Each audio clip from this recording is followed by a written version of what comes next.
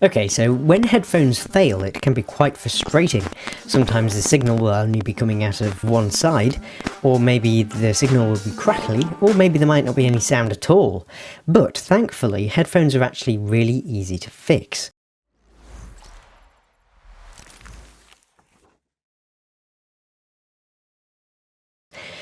So, what you'll need is a replacement 3.5mm headphone jack.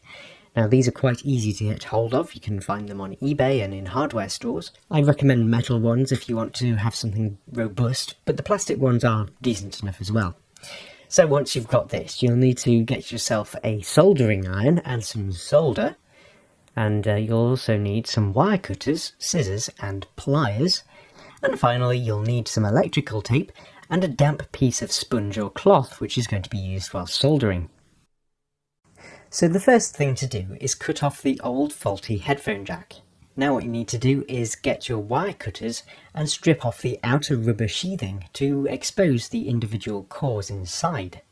Most headphones have 3 internal wires, but this isn't always the case. Sometimes there can be 4 wires, and sometimes one of the wires can be wrapped around the other 2. If either of these is the case with yours, use this image as a reference so that you know how to wire it up later. Now it's time to prepare your 3.5mm jack. So what you need to do is unscrew its casing and then have it held so you can easily work on it with the soldering iron. If your jack's casing is made of metal, it'll probably have a little plastic shield. But these are a bit fiddly to work with, so when we come to it later I suggest replacing it with electrical tape. Now it's time to begin adding solder to each of the contacts on the 3.5mm jack. What you need to do is touch your soldering iron and your solder to each one individually at the same time. This will allow the solder to flow onto the contact. Every so often, just wipe your soldering iron on a damp piece of sponge or cloth, which just wipes off any excess solder and keeps it in good condition. Try and keep the length of time your soldering iron is touching to a minimum, as you don't want to damage anything. After you've done this for all 3 connections, it's now time to start preparing the wire. So the first thing to do is take the casing and thread it onto the wire. Don't forget to do this because it's quite important, and make sure you put it on the right way around. The next thing to do is check whether any of your wires need trimming, because you want to avoid any excess. I ended up trimming mine to about this length. Next you need to add solder to the ends of each of your wires. Most headphones have a special coating on the wire to prevent shorts, so you'll probably need to give it a good few seconds with the soldering iron just so that it gets through that coating and makes good contact. So now it's time to solder the wires to the headphone jack. You need to make sure that each wire goes to its correct connector. Don't worry about left and right for now, because it's something we'll sort through trial and error. Just make sure that you get the ground wire connected to the ground contact and the signal wires connected to the signal contacts.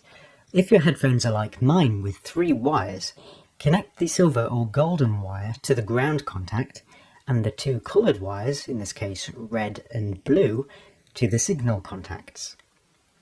Otherwise, refer back to this image if you need help choosing which wire goes where. Now it's time to check whether it works, and also whether you've got left and right the right way around. So plug them into your computer or laptop and listen to this section of the video. This is the left channel, and this is the right channel. So hopefully what I just said came out of the corresponding side on your headphones. But if not, just swap the signal wires around on the jack. To desolder them, just touch the soldering iron to the wire and it should come away easily. So after swapping them around, give it another test, and if everything is good, use your pliers to crimp the ground connection onto the wire to make it nice and secure. Next, cut off some electrical tape and wrap it around the contacts, just to prevent shorts between the contacts and the casing if the casing is made out of metal. Once this is done, you can move up the outer casing and screw it to the jack. Using the pliers can be quite useful if you want to get it nice and tight. And there we have it, your headphones should be as good as new. Give it one final test and rock on!